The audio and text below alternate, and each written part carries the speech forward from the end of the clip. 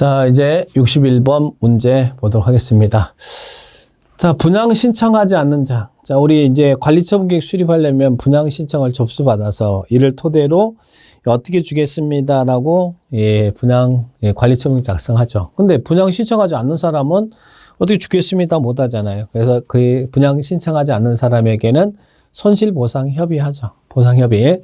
그래서 분양 신청하지 않는 자가 있으면 그때는 사업 관리처분 인가고시가 된 날부터 다음 날부터 몇 일이네요. 여기는 90일 이내. 90일 이내 손실보상 협의합니다. 근데요. 협의하는데 손실보상 협의가 안 된대. 자, A라는 사람이 신청하지 않았어요. 근데 감정가격이 5억인데 그래서 시행자 입장에서는 이 감정가격대로 보상 협의하려고 할 건데요. A가 10억을 달라고 그러는데 그러면 손실보상 협의가 이루어지지 않죠. 그러면 어떻게 할까요? 법은 토지 소유자 편일까요? 시행자 편일까요? 자, 법은 시행자 편이에요. 그래서 보상에 대한 협의가 이루어지지 않았다. 그럴 때는 그 기간 만료일 다음 날부터 60일 이내요. 60일 이내 시행자 너는 수용 재개를 신청하거나 강제 수용하라는 이야기예요. 아니면 매도 청구 소송을 제기해야 된다. 그래서 보상 협의는 관리처분 인가고시 다음 날부터 뭐든지 다음 날부터 90일에 손실보상 협의하고 손실보상 협의가 이루어지지 않으면 그 만료 다음 날부터 60일 이내 수용 재개를 신청하거나 매도 청구 소송 제기합니다. 그래서 여기는 90일, 60일 이렇게 나와야죠. 자, 그 부분 답은 몇 번이냐면 답은 4번이 답이네요. 분양 미신청자 등의 조치. 자, 그 부분들 체크하시고 그 다음에 조합 설립 추진위원회가 운영에 필요한 사항 중 추진위원회 구성에 동의한 통지소유자에게 등기 우편으로 통지해야 되는 사항에 해당하는 것은 상당히 어려운 문제였죠.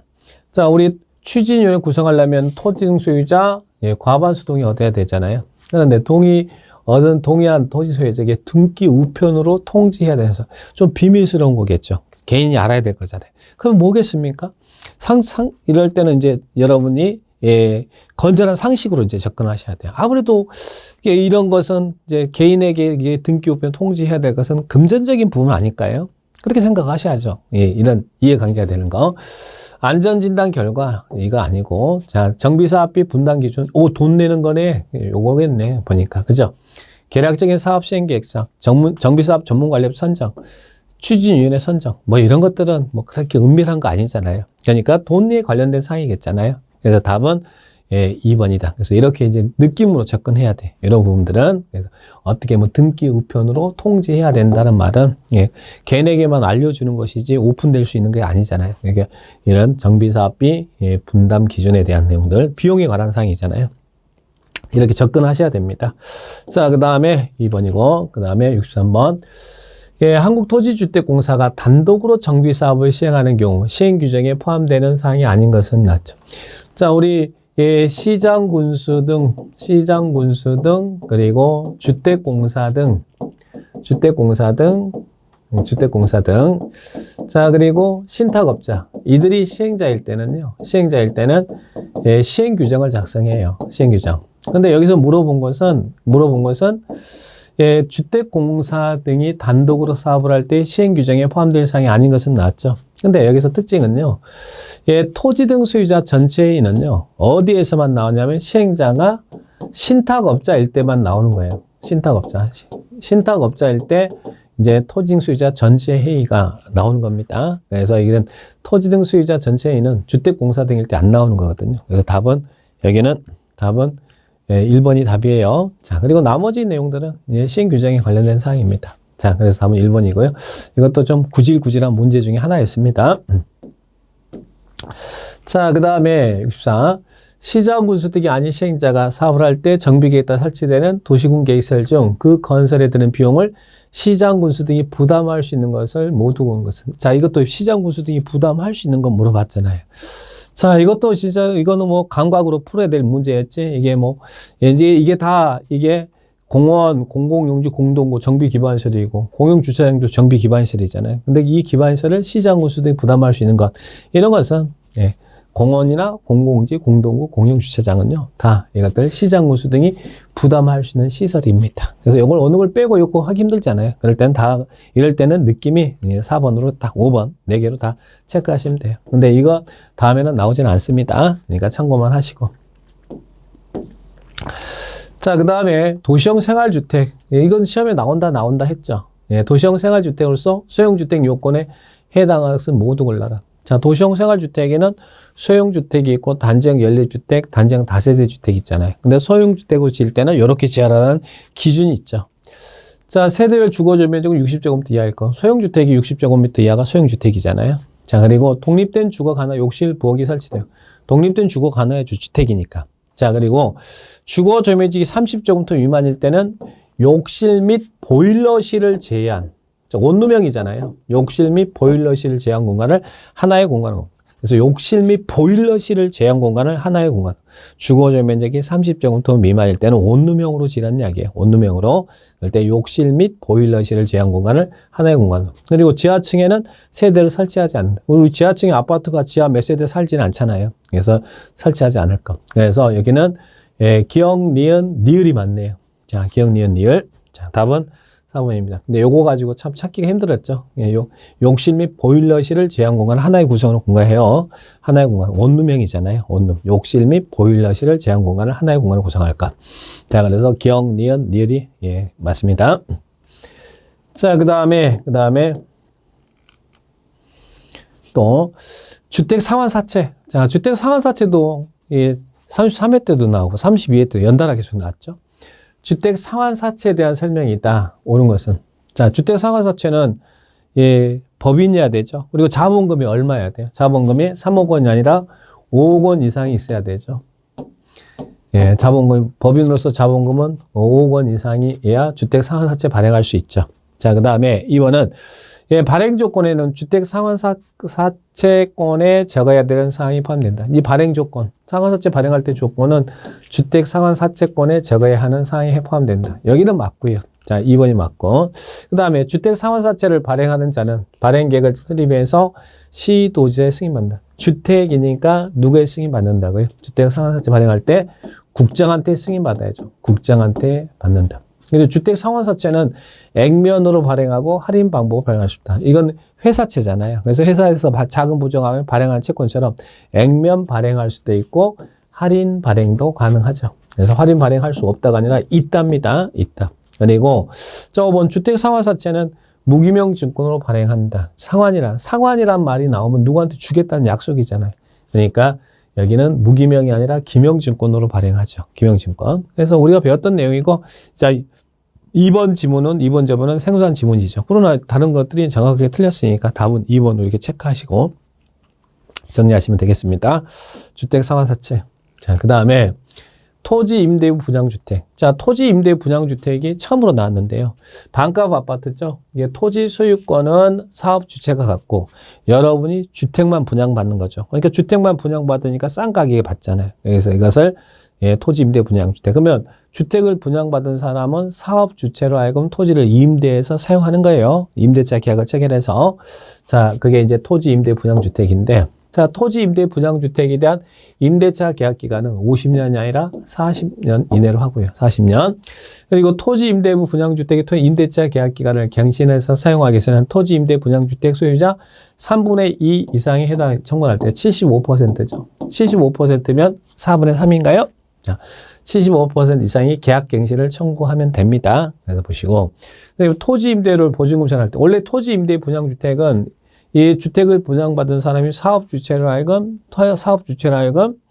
예, 임대차 계약을 체결해서 이제 사용하는 거잖아요. 그러면 이 토지에 대한 임대료 내야 될 거 아니에요. 자, 임대료는 원칙은 월별 임대료, 이게 월세로 내는 거예요. 그런데 예, 합의하면 예, 이 보증금으로 전환할 수 있어요. 파증금. 원래는 월별 임대료를 내는 것인데 합의하면 전세로 보증금 전환한다면 말은 전세로도 낼 수 있다는 이야기예요.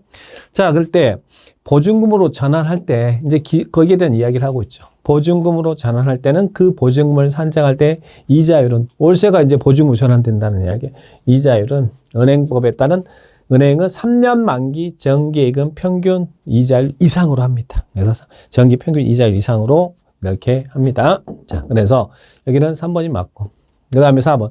토지 임대부 분양주택을 공급받는 자가 토지 임대 분양주택을 양도하려는 경우에는 예, 시도지사에게 주택 매입을 신청한다. 자, 이 양도할 때는 누구한테 예, 매입을 신청하냐면 예, 한국토지주택공사 LH한테 매입을 신청해야 됩니다. 주택. 그래서 뭐 주택 매입 신청 나오면 LH. 자, 주택법에서는 토지주택공사. 그리고 토지 임대료는 분기별 임대료 원칙한다. 자, 월별이라고 했잖아요. 월세라고 그랬잖아요. 분기별이 아니라 월별 임대료를 원칙으로 합니다. 그런데 이렇게 보증금으로 전환할 수 있다는 이야기예요. 그럴 때 그 산정되는 이자율은 3년 만기 정기 예금 금리 평균 이자율 이상이어야 된다. 자, 그래서 답은 3번이고요. 자, 여기는 월별 임대료, 토지 임대 분양주택도 출제됐고. 자, 주택법상의 징역 또는 벌금에 부과되는 자. 이거는 정말 틀리다고 내는 문제죠. 이게 징역이냐 아니면 벌금이냐 아니면 과태료냐 이거 물어본 건데요. 자, 공무원 활동 출입하여 출입한 검사를 방해한 자. 이 경우는 이 경우가 1년 1천입니다. 그래서 이거는 그냥 한 번만 넘어가세요. 예, 몰라도 됩니다. 1년 2천이고. 자, 검사단 점검에 따르지 않는 주체. 여기는 2천만 원 이하의 과태료고. 자, 그리고 임원으로부터 점직한 자. 여기도 과태료고. 1천만 원 이하의 과태료. 그리고 예, 출입하여 조사하기 조사 기피한 자. 이것도 기피했으니까 300만 원 이하의 과태료고. 자, 그리고 여기는 예, 관련자로부터 보수보강했으나 이를 이행하지 않는 자. 여기는 500만 원 이하의 과태료. 그러니까 징역 또는 벌금은 1년 1천, 1번만 징역 또는 벌금이고 나머지는 과태료입니다. 근데 이거 볼 필요 없어요. 자, 이건 틀리라고 내는 문제고 이런 것들 나오면 다음에 나와도 또 틀리세요. 이거는 여러분이 우리가 해야 될 범위를 벗어나는 부분입니다.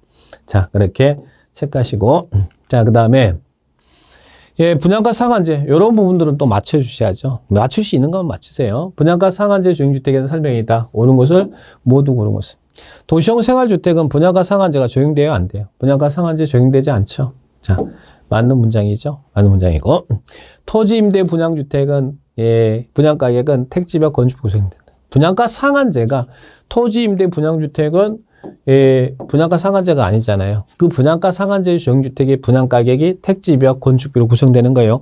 분양가 상한제 주형주택이 택지별 건축비로 구성되는 겁니다. 토지 임대 분양주택은 건축만 분양가격이 산정되는 거잖아요. 자, 그래서 틀렸고.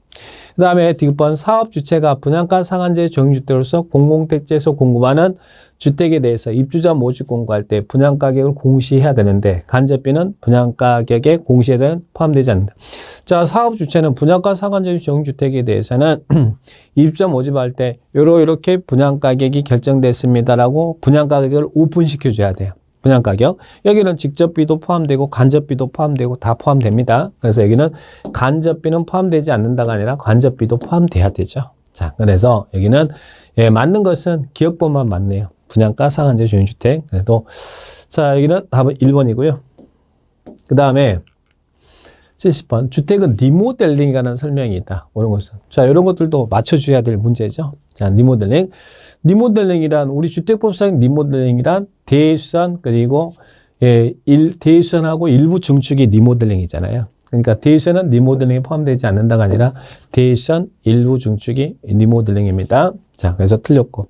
그 다음에 공동주택은 리모델링은 동별할 수 있다. 자, 우리 주택법에서 리모델링 주택조합을 설립하는데 재건축하고 리모델링 차이는 재건축은 다 부수고 새로 짓는데 주택단지 전체가 예, 재건축되지만 리모델링은 예, 동별 자, 여기 있는 101동, 102동, 103동이 있습니다. 그러면 103동을 리모델링하기 위해서 조합을 설립할 수도 있고 전체를 리모델링하기 위해서 조합을 설립할 수도 있어요. 그래서 리모델링은 동별 리모델링도 가능하고 전체를 리모델링 할 수도 있어요. 자, 그래서 공동주택은 리모델링은 동별로 할 수 있다. 자, 2번이 맞습니다. 동별로 할 수 있고 그리고 전체로도 할 수 있어요. 그래서 동별 리모델링하게 조합을 설립할 때는 이 동의 구분 소유자 및 의결권 3분의 2 이상의 동의 얻으면 이 동을 리모델링하게 해서 조합을 설립할 수 있잖아요. 그래서 동별로도 가능하고 전체로도 가능하죠. 자, 그래서 2번 맞고 3번 주택단지 전체를 리모델링하고자 주택조합을 설립하기 위해서는 주택단지 전체 구분 소유자 의결권 각 과반수 결의가 필요하다. 자, 여기 전체를 101동, 102동, 103동 전체를 리모델링 하려고 그래요. 그럴 때는 예, 필요 충분 조건이 필요하죠. 자, 그래서 필요 조건은 동별 과반수가 필요하고요. 그리고 전체로는 전체 구분 소유자 의결권 각 3분의 2 이상의 동의가 필요합니다. 그래서 동별 과반수 전체 3분의 2가 필요하죠. 그래서 전체 구분수의 의결권 과반수 길이가 아니라 동별 과반수 전체 3분의 2 이상의 동의가 필요합니다. 조합을 설립할 때 요만큼의 이 전체를 리모델링하게 조합을 설립할 때 이야기예요. 이 동을 리모델링할 때는 이 동의 3분의 2 그리고 전체를 리모델링할 때는 동별 과반수 동의와 전체 3분의 2 이상의 동의가 필요하죠. 자, 그래서 여기가 각 과반수 동의가 필요하다 틀렸고. 그리고 리모델링, 공동주택 조합이 설립돼서 이제 리모델링 할 거예요. 리모델링 허가는 관할 시장, 군수, 구청장이 리모델링 허가권자예요. 시도지사가 아니라 시장, 군수, 구청장이 리모델링을 허가하죠. 자, 그 다음에 자, 5번 리모델링 조합 설립에 동의한 자로부터 건축물 취득했다 하더라도 리모델링 주택조합 설립에 동의한 것으로 보지 않는다.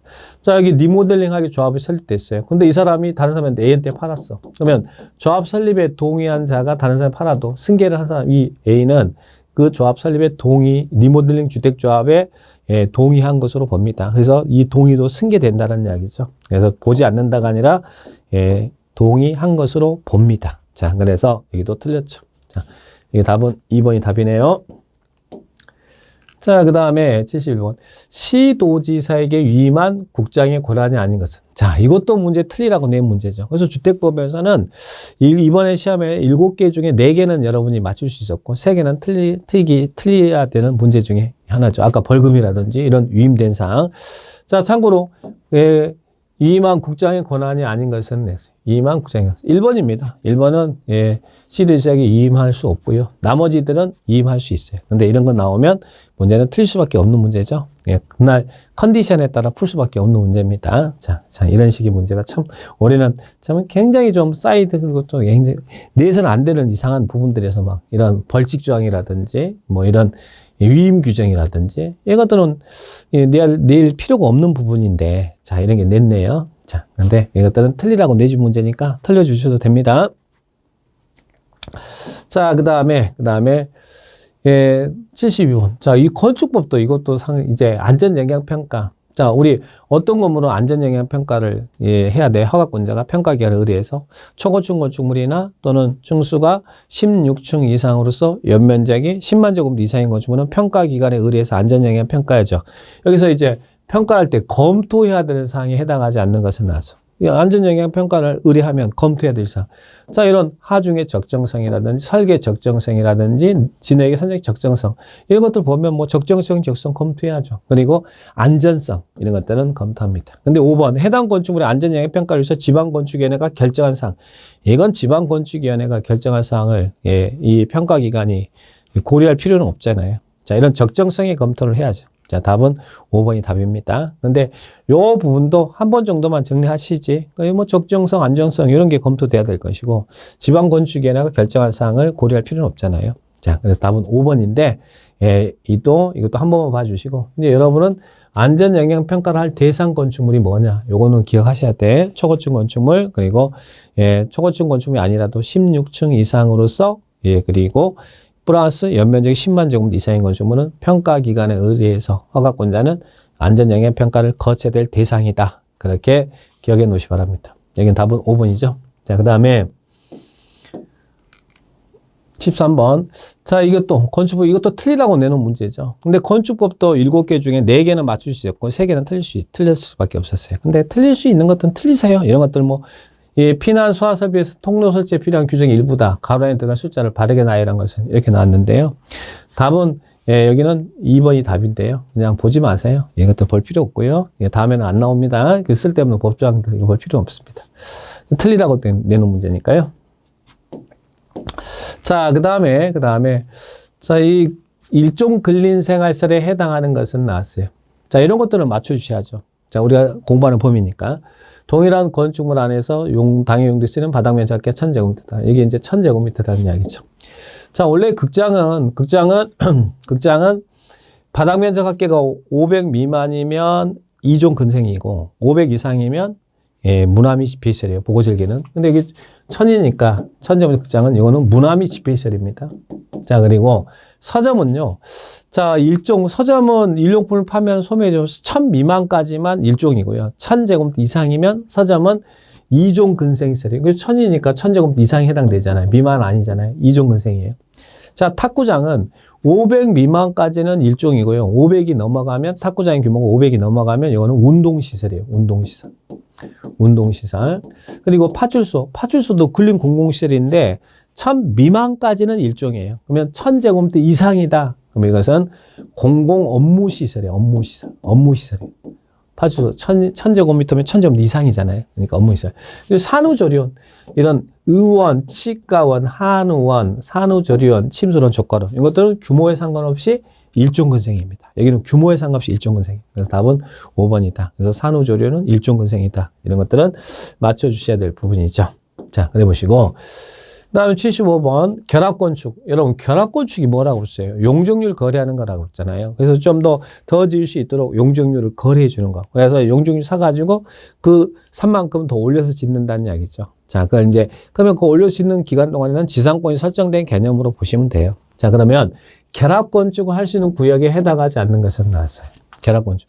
그럼 뭔가 좀 많이 좀 더 지어야 될 필요성이 있는 지역들이 이 결합건축이 필요하잖아요. 그래서 이런 상업지역이라든지 역세권이라든지 건축협정구역이라든지 협정지역에서도 용적률 사가지고 여기 땅 여기 사가지고 더 옆에다가 지을 수 있어요. 협정지역. 그리고 리모델링 활성화하게 여기도 리모델링 활성도 중축하니까 결합건축 가능하죠.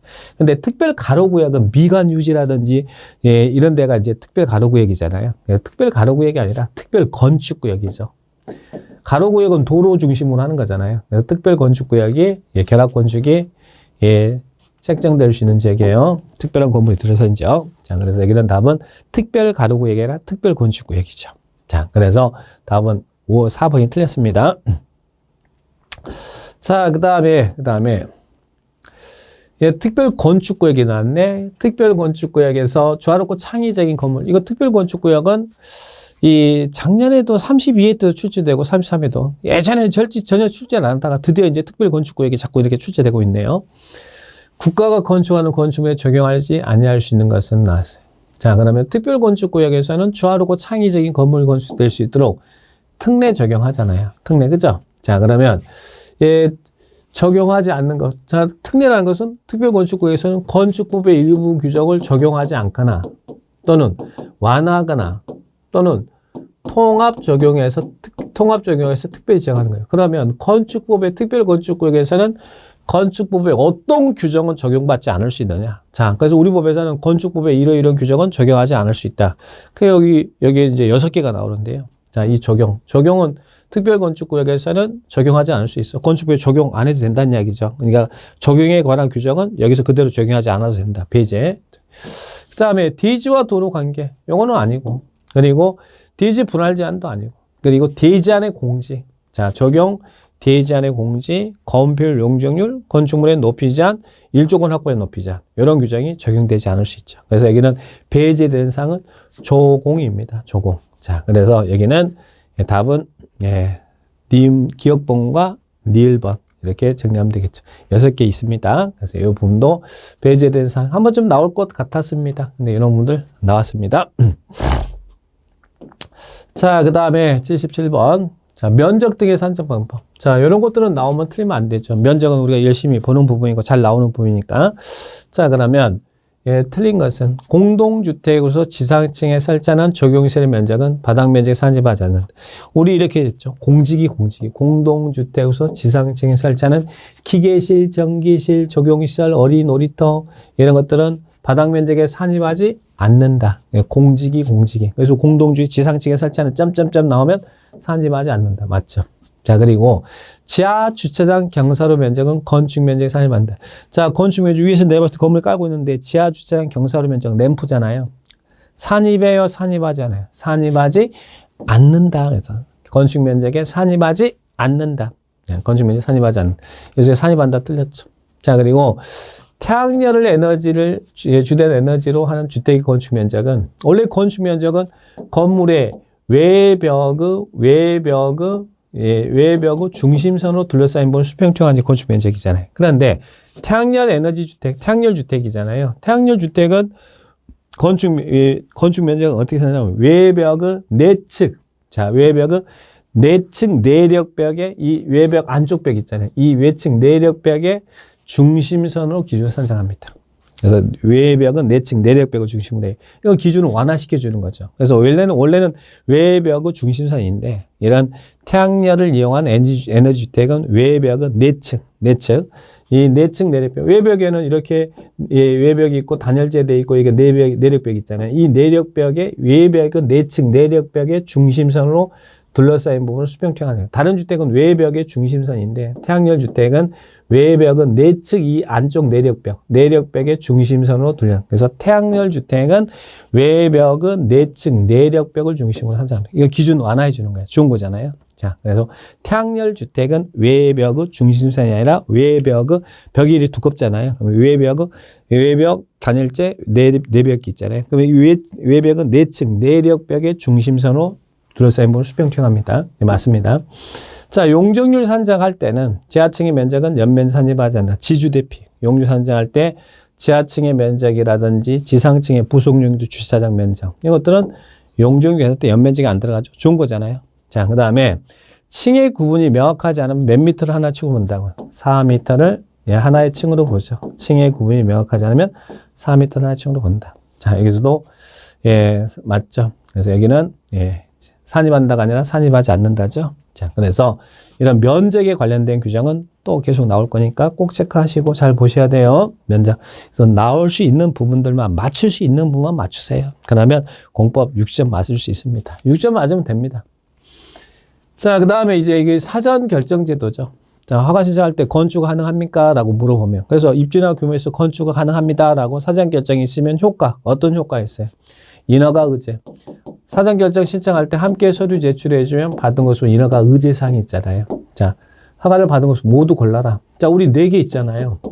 농지, 그리고 산지, 그리고 하천, 그리고 개발. 농지 전용 허가, 산지 전용 허가 신고, 하천 전용 허가, 개발의 허가. 그런데 이 산지는 조심하라고 했죠. 산지에는 보전산지가 있고 준보전산지가 있는데 보전산지는 개발하면 안 되는 땅이죠. 그래서 보전산지는 어느 지역에 한한다고 했어요. 도시지역에 한한다. 보전산지는 도시지역에 한한다. 요것만 조심하시면 돼요. 이건 예전에도 나왔거든요. 근데 이 33일 때도 또 나왔습니다. 자, 농지 전용 허가 의제, 하천 전용 허가 의제, 그리고 개발의 허가 의제, 그리고 산지 전용 허가, 보전산지 전용 허가 신고 의제됩니다. 단 이 보전산지는 도시지역에 한한다. 도시지역에 한한다. 도시지역에 한해서만, 그러니까 도시가 아닌 지역은 건들면 안 된다 이 말이잖아요. 도시지역에 한한다. 자, 그러면 여기서는 맞는 주문은 기역, 니은, 디귿. 자, 그래서 답은 3번이 답이네요. 자, 이래 보시고. 자, 그 다음에 농지법입니다. 자, 농지법은 2문제 나오죠. 자, 농지는 농업 경영할 자가 소유하잖아요. 근데 농업 경영할 자가 아니어도, 즉 농업인이 아니어도 농지를 소유할 수 있는 특례가 있잖아요. 그 특례를 물어본 거잖아요. 농업인이 아니어도 농업 경영할 자가 아니어도 소유할 수 있다. 그에 해당하지 않는 것은 나왔죠. 자, 8년 이상 농사 짓다가 이농하면 이농 당시 농지 소유할 수 있어요. 8년 이상 농사 짓다 이농하면 소유할 수 있고요. 그 다음에 농장과 협의를 마치고 공지법에서 농지 취득하여 농업계획 이용하도록 한다. 공법에 의해서 농지 취득할 때는 이럴 때는 농업인이 아니라 취득할 수 있고요. 그리고 또 여기 공유수면 매립법에 따라 매립 농지 취득을 소유한다. 이것도 할 수 있어요. 그래서 무슨 법에 따라 그러면 공법이다. 자, 그리고 자, 이건 시험에 나올 수 있었던 부분이죠. 주말 체험 시끌시끌했잖아요. 주말 체험 영농을 위해서 농지 취득할 수 있죠. 근데 어디? 농업진흥지역 외의 농지라고 그랬죠. 농업진흥지역 내의 농지는 안 돼요. 주말 체험 영농은 농업진흥지역 외의 농지를 취득할 수 있죠. 자, 그래서 이게 틀렸습니다. 그리고 학교 생산단체가 연구 실습지 목적으로 농지를 취득할 수 있어요. 그래서 농지 소유 특례가 있는데 농업인이 아니도 취득할 수 있는 특례인데 그 중에 요게 틀렸습니다. 자, 그래서 답은 4번이고요. 누구나 쉽게 맞출 수 있었던 부분이고요. 자, 그런데, 자, 80번은, 이거는 틀리라고 낸 문제죠. 농지대장. 예전에는 농지원부라고 했던 것을요. 지금은 농지대장이라고 하죠. 농지를 갖고 오시면 농지원부가 있잖아요. 그죠?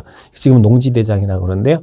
틀린 것은 나는데, 농지대장, 즉, 농지원부는 모든 농지에 대해서 필지별로 작성한 것이 아니다. 자, 농지원부는요, 모든 농지는 다 필지별로 농지원부가 작성이 돼야 됩니다. 그래서 작성되는 게 아니다. 이 질문이 틀렸습니다. 답은 1번이고요.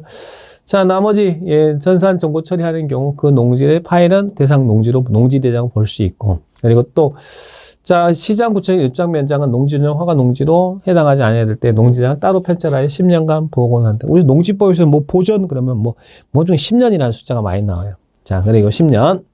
농지소유자 임차인은 임대차 계약이 체결된 경우 그날부터 60일 이내 시군구 면장에게 농지 변경을 신청한다. 60일 이내. 예. 그래서 시장, 구청장, 입장 면장. 농지대장의 열람은 시군구 면사무소에서 관계 공무원의 참여하에 열람해야 된다. 그죠? 예, 열람해야 된다. 자, 그래서 여기는 답은 1번이 틀렸습니다. 그래서 이 지문도 우리 수험생들이 많이 당황했던 부분 중에 하나죠. 농지법은 두 문제 중에 하나 맞추면 되니까 79번 문제 맞추시고요. 자, 이렇게 이분들은 맞추기가 좀 힘들었던 부분 중에 하나입니다. 왜냐하면 농지대장에 대해서는 거의 우리가 다루질 않았던 부분이거든요. 그래서 전반적으로 좀 많이 어려웠는데 한번 좀 쭉 이렇게 검토하시고요. 제가 이렇게 좀 필요 없다는 부분들은 크게 신경 쓰지 마시고 나머지 이제 그 부분들만 좀 한번 반복해서 지문 정리를 하시면 되겠습니다. 자, 오늘 굉장히 수고들 많으셨습니다. 마치겠습니다.